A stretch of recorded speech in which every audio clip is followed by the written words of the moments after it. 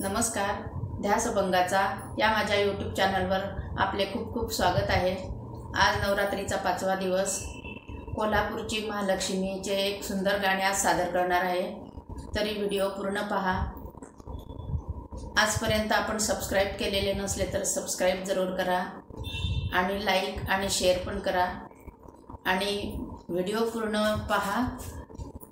आपल्याला व्हिडिओ कसा वाटला ते कमेंटमध्ये जरूर कळवा। कोल्हापूरची महालक्ष्मी आली माझ्या घरी, कांबुराने ओवाळी ते पाव मला आई। कोल्हापूरची महालक्ष्मी आली माझ्या घरी, कांबुराने ओवाळी ते पाव मला आई।